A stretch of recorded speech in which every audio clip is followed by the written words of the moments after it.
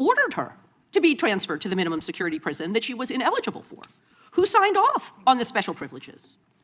Was it Mr. Blanche?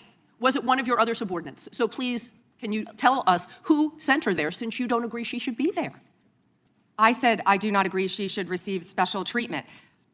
In a tense and revealing congressional hearing, lawmakers turned their attention to the controversial prison treatment of Ghislaine Maxwell, a central figure in the network of Jeffrey Epstein.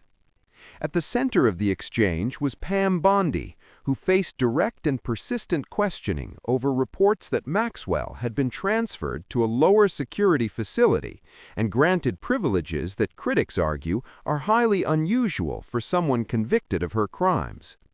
The questioning began with a principle most Americans would agree on, that convicted sex offenders should not receive special treatment in prison. Bondi agreed with that position, stating clearly that no inmate should receive preferential privileges. But the hearing quickly shifted from agreement to scrutiny, as lawmakers laid out a timeline that raised serious concerns.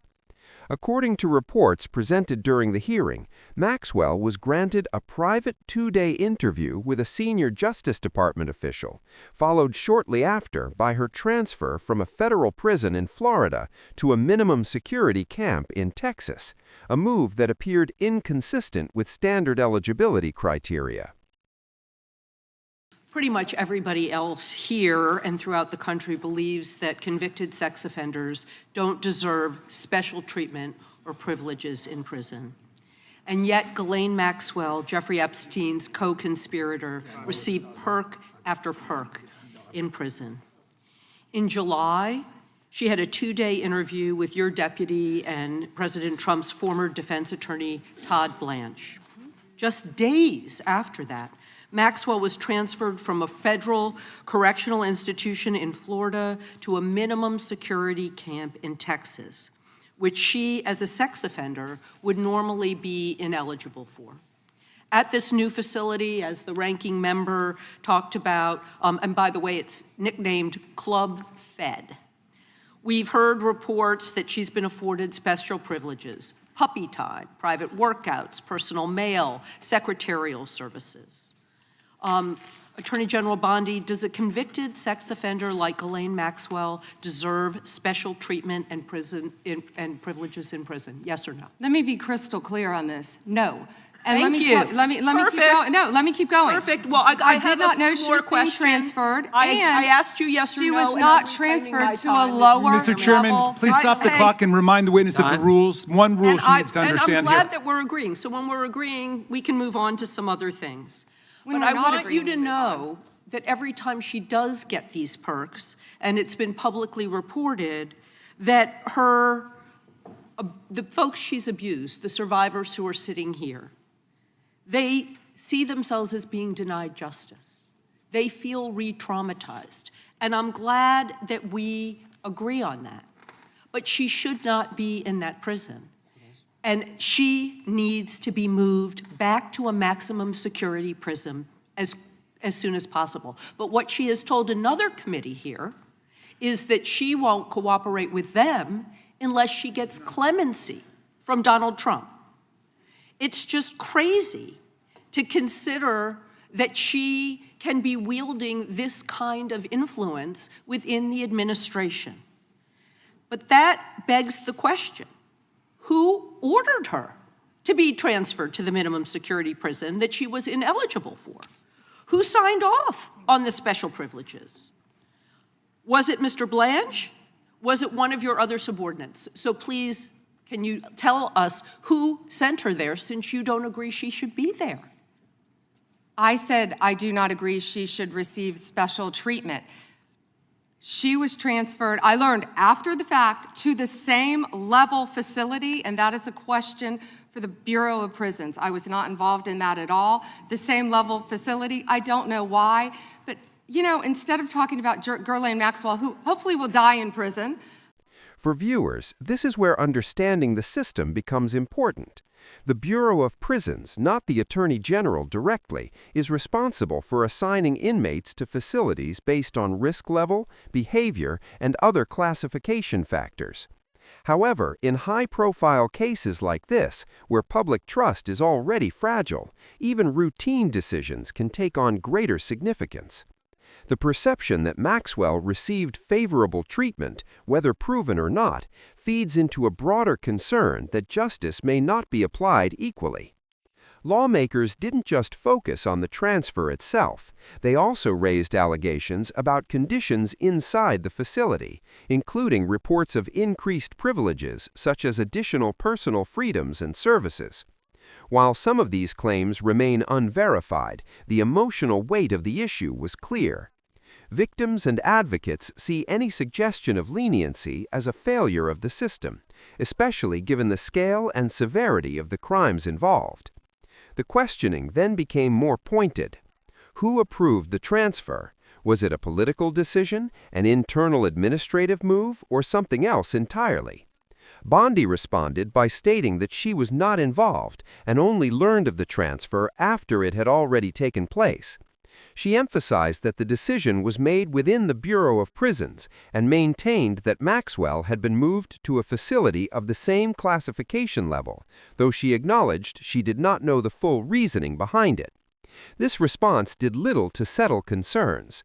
The lack of a clear answer to such a direct question only added to the perception of opacity. When high-profile decisions cannot be easily explained, it creates space for speculation, and in cases tied to Epstein, speculation has been persistent and widespread. The hearing also touched on another sensitive issue, the possibility of clemency. Reports were referenced suggesting that Maxwell may be unwilling to cooperate with investigators without assurances of leniency.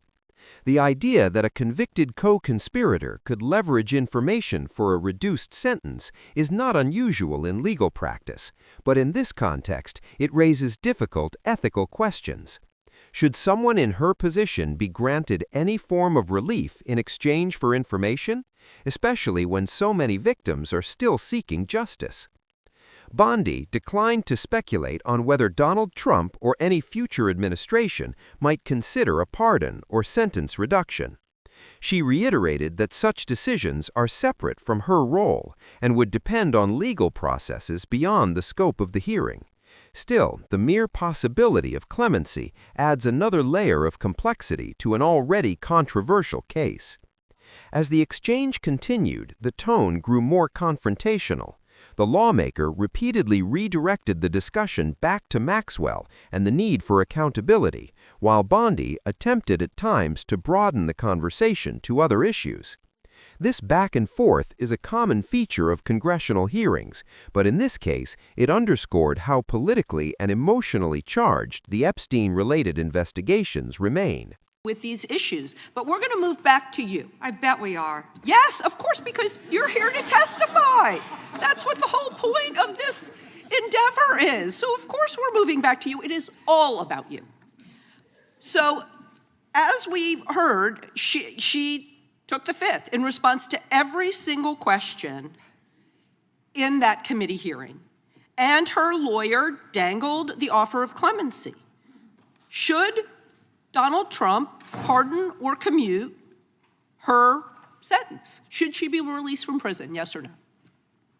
You said you hope she dies there, so I'm hoping the answer is no. I already answered that question. Good. I'm very glad. I really like this bipartisan agreement about when what it should agrees happen with with you. her.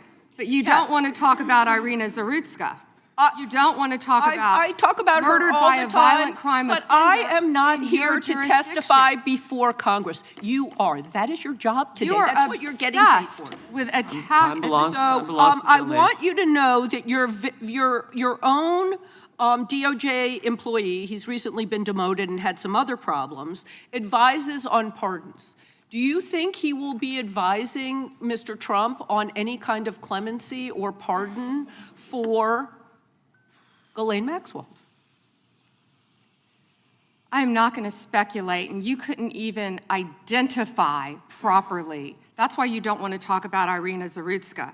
You couldn't properly identify her relative. I absolutely It's embarrassing. have been, and her family, by the way, appreciates all of the condolences, all of the help, everything that our law enforcement in North Carolina has been doing to help her family. Her family feels well treated. Thank you, and I yield back. Gentlelady yields back. Gentleman from California is recognized. I'd ask unanimous consent to enter into the record an article by former Attorney General William P. Barr entitled, "Why Pam Bondi Did."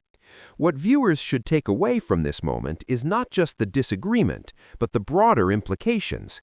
The Epstein case has become a symbol of unanswered questions and perceived unequal justice.